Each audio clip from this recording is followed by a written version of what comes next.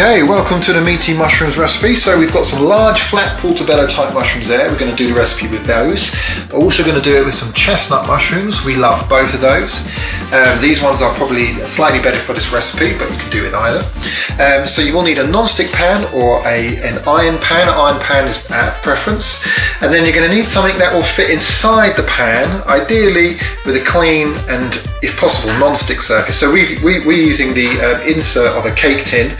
And then we're going to use this saucepan to push down on that to apply pressure while we're cooking the mushrooms. And then the other bits that we need is some garlic powder, paprika, some onion powder, and some soy sauce. So check what soy sauce you've got and make sure it's a good one. This one's good. Some of them though are full of rubbish.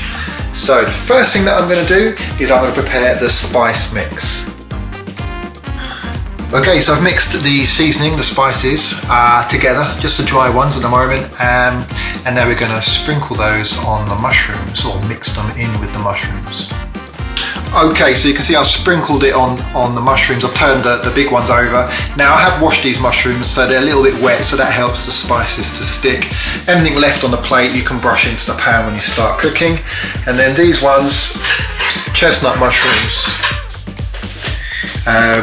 I've just put it in, so I'll give them a good mix before I pop those in the pan as well. So now we're ready to go in the pan and start cooking. So I'm going to do these ones first, and let's get them going. Okay, so we pop them in that way round with these ones, and then we pop our device on top that we're going to use to help put some pressure on the mushrooms. And then literally you can use one or two hands and add that pressure. And the idea for this part of the recipe is to get the mushrooms to release as much water as possible until they're literally about 5 millimeters thick. That's quite a lot of water they will have to release, and adding the pressure here will really help them to release that water. Right, so these have been cooking for about 2 minutes. It's when they've released all this water that you want to add your soy sauce. So we're going to add a soy sauce in here, and you can kind of spread it around, and then with your spatula just to help sort of mix that in with the water that's being released, move them around a little bit, and then you won't get one large patch of soy sauce in one area, not in the others. Right, now I'm going to put the pressure back on and cook again for a few more minutes. Right, so this is after the second pressure session, and look at all that water. Wow, that is a lot of water. So I've taken the lid off again, taken that pressure bit off, and I'll wait for this water to evaporate. Right, now you can see that the water's nearly all evaporated, so I'm going to put the pressure back on for a third time and probably keep that under pressure for that at least another minute, and then we'll take it off again and see how they're doing. Right, okay, so still more liquid coming out. That was the third time. So it's just evaporating now, so I'm going to flip them over. Oh, that looks fantastic. Look at that, they should be lovely and brown on one side. That one maybe needs to be done a little bit more, slightly different coloured mushroom, or haven't cooked quite as much as the others, but that's absolutely fine. And so now we'll put the pressure on this side. And I'll probably do a couple more minutes like this, putting the pressure on. Now the heat is it's a medium flame according to my cooker, but you can probably tell by the smell whether you've got the flame too high or if it's just right. Right, okay, so that's after about a minute and a half with the pressure on again. Still lots of liquid there coming out, so we'll let that evaporate, and then we'll put the pressure on one more time. Okay, so I did one more time, about a minute with the pressure on, and a lot less water this time, so we know that these are nearly done. And so one just quick point now, if you're got lots to do and you're cooking lots of other things, you could fill the other pan that you're using to put the pressure on, you could fill it with some water, or you could put something else in there that's really heavy. Just be aware that the base of it will get hot. Right, so what I'm going to do now is flip these a few times, and now I'm going to turn the heat up a little bit higher and get these nicely browned on each side. And if we look at the let's have a look at the thickness. Yeah, that's starting to look about the right thickness. So it is really flat. It's about 5 mil. If it's not flat enough and you haven't got all the water out, then I have to say we've tried it with when it's not quite that flat and with a bit more water in, and the flavour isn't quite as good.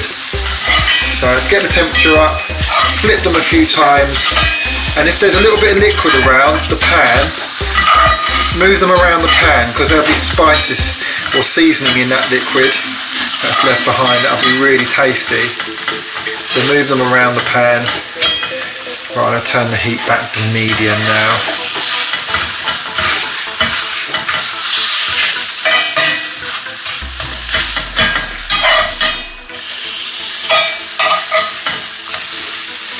They look a lovely colour now. Now when they start to feel sticky on the outside and you start to get residue on the spatula, that's when they are done. They'll be nicely brown on each side and you'll start to feel that it gets sticky. That's because there's hardly any liquid left in them. And actually you can see it sticking to the spatula there. So there you go. They're all done. And time to serve and to enjoy. It is nice to let them rest briefly before you do eat them. So now I'm going to do second lot of mushrooms and show you how they turn out. So now with the chestnut mushrooms, in a very similar fashion, exactly the same thing. I've cut most of them in half, which will help with getting the water out of them. We put the pan on top like so to add that pressure.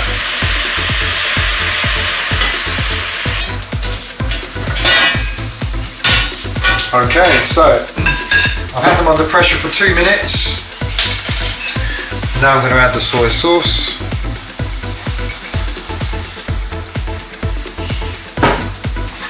And I will mix that in.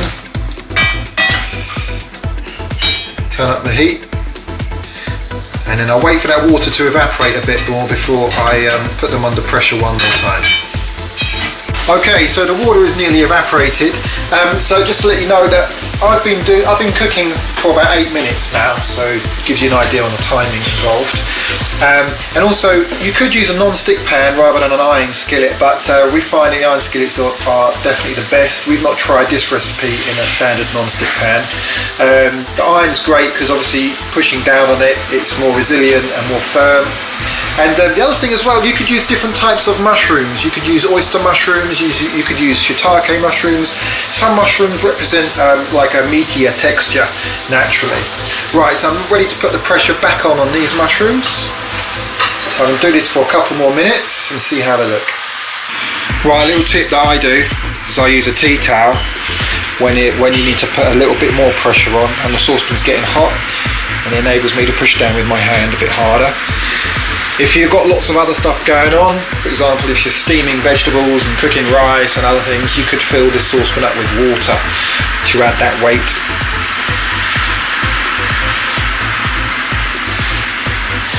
Right, so this is after the second press. You can see the mushrooms are quite flat now, not as much liquid there, so I'm going to give them a little stir and then I'm going to try and push them a bit more. I'm going to do a third press.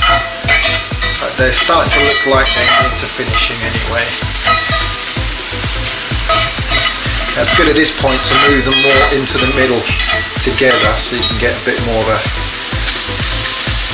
a stronger push on all of them.